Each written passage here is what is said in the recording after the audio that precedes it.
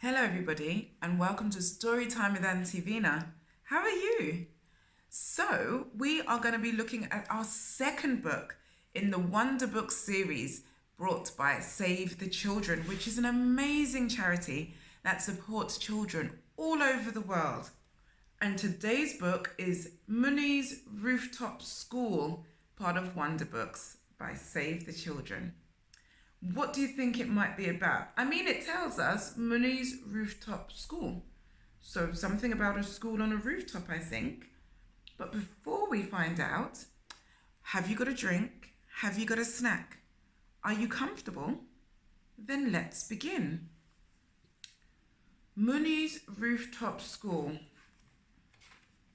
Words by Laura Baker and Mike Butcher, with illustrations from Katie Roos.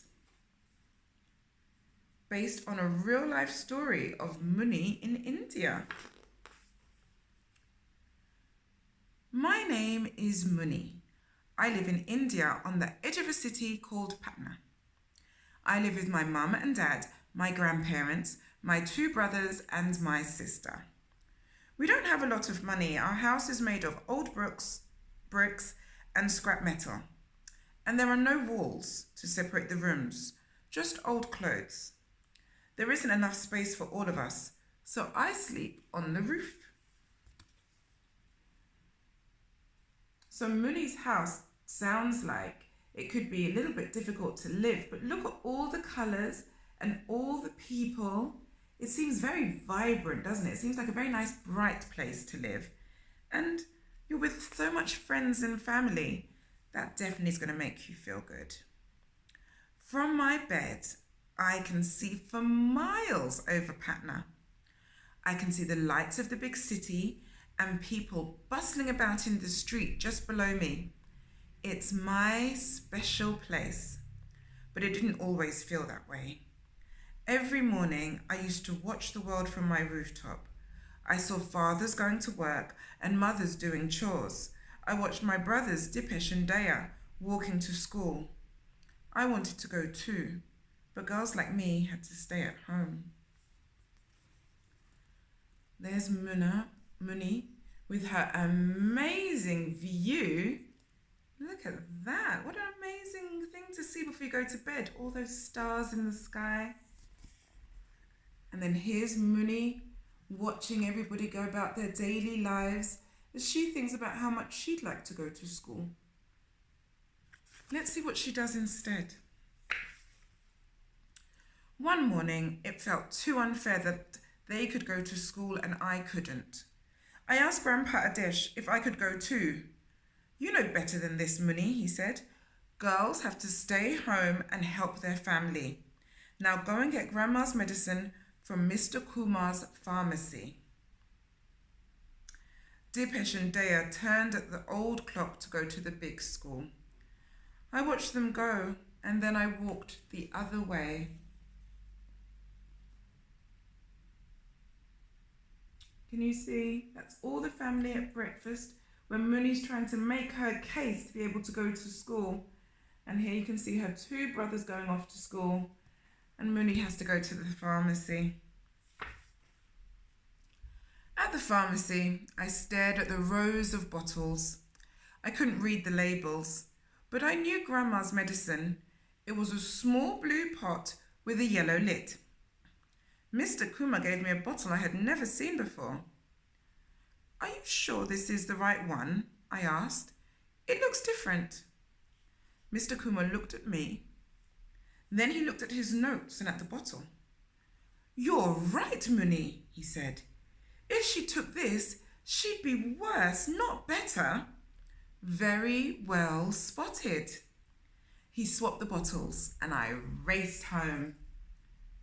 There's Munni at the pharmacy. Isn't it good that Munni pays attention? That's having a very good eye for detail. And it's good that she spoke up. Sometimes it can be difficult to tell adults when you think they're wrong or if you want to give them some information. But I'm glad that Munni said something, because that would have been very bad for her grandmother. And here she is getting the right medicine and being able to give the pharmacist back his wrong bottle.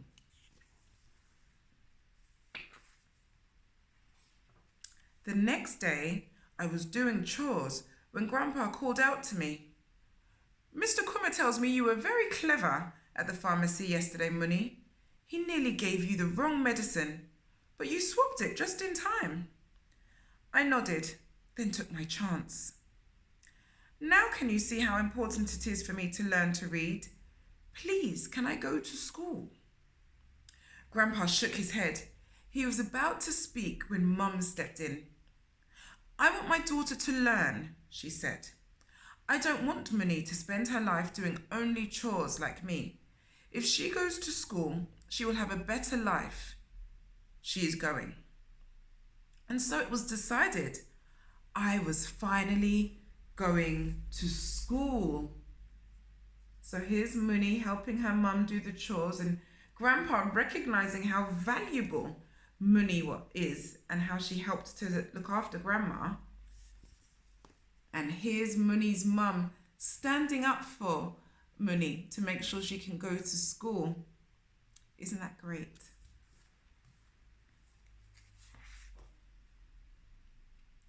I was so excited for my first day. I walked out the door with Dipesh and Daya, but this time I turned towards the big school with them. There she is, finally at school. She finally got her wish. In class, there were no other girls like me. They all had perfect clothes, perfect hair, perfect pencils. But I didn't care. I was there to learn. At first, I made lots of mistakes, but slowly, I learned to write letters and read words. It was the best feeling in the world. There they all are. And here's Munni. Now, how many times have you felt it's too hard, I don't get it, I'm never gonna get it? And then slowly, you learn how to do the thing. And it felt amazing.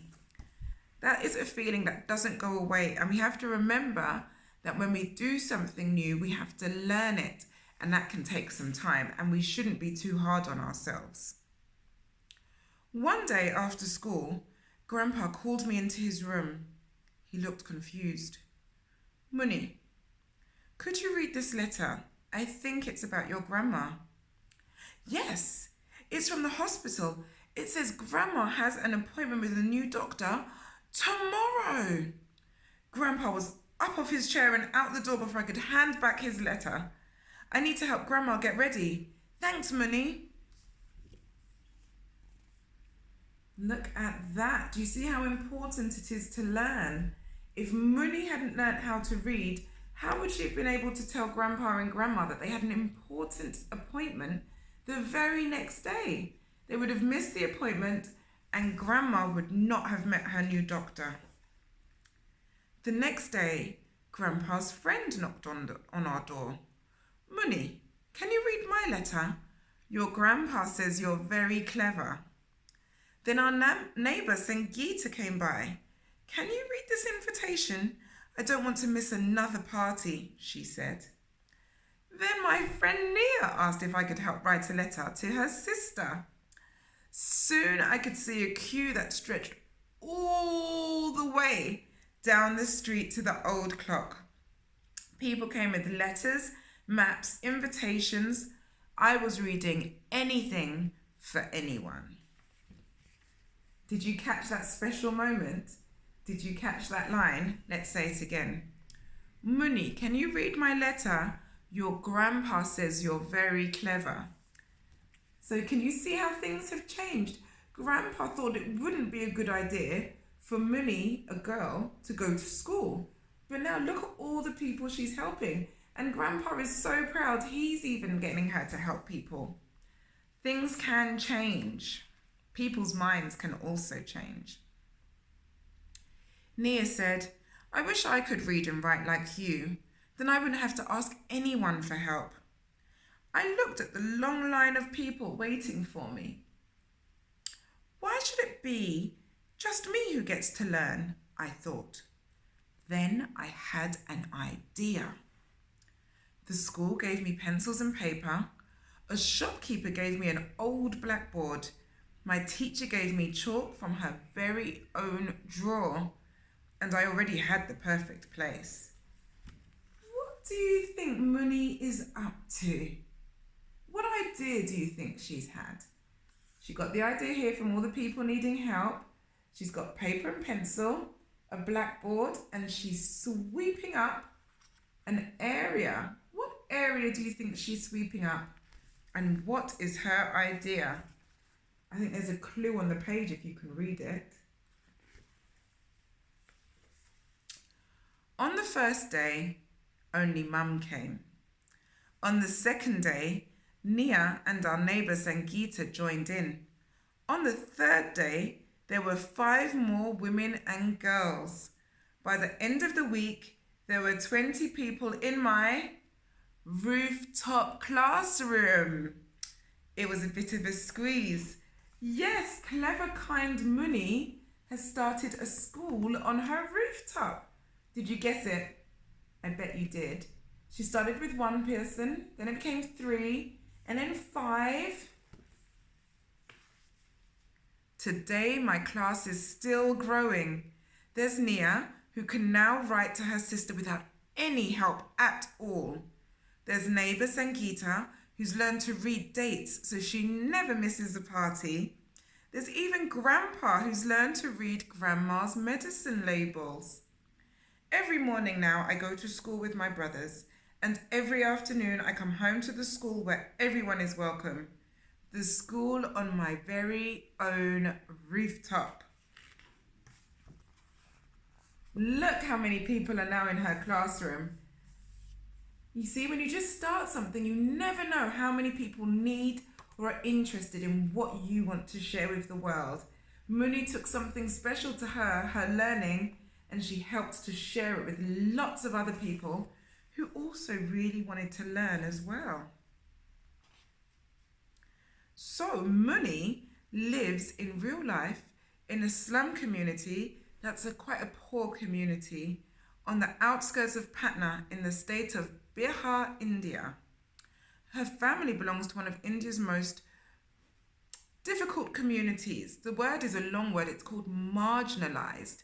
And that means when people are kept on the outside, on the margins, on that little bit where you're just not able to be in the same place and enjoy the same things as everybody else.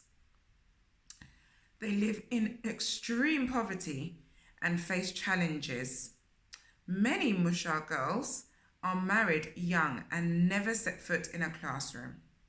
So Munni really is a very interesting character because clearly she is changing things for herself and her community.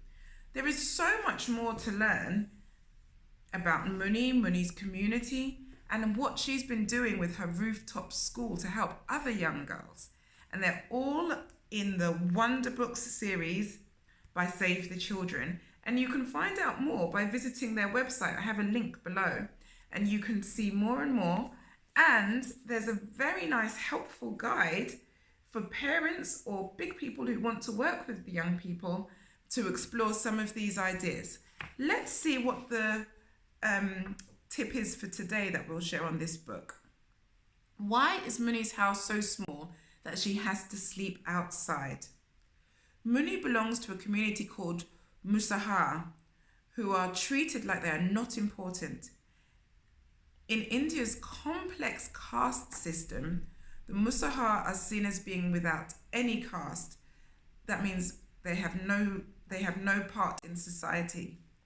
This means they face challenges and live in extremely bad conditions.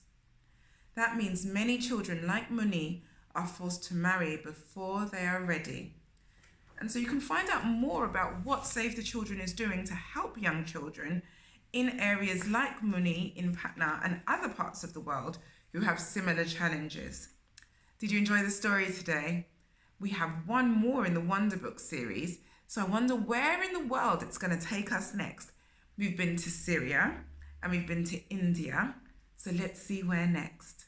I am really looking forward to you joining me again on Storytime with Auntie Vina. Thank you so much for being with me today, and have lots and lots of fun and take care. I'll see you again soon. Bye for now.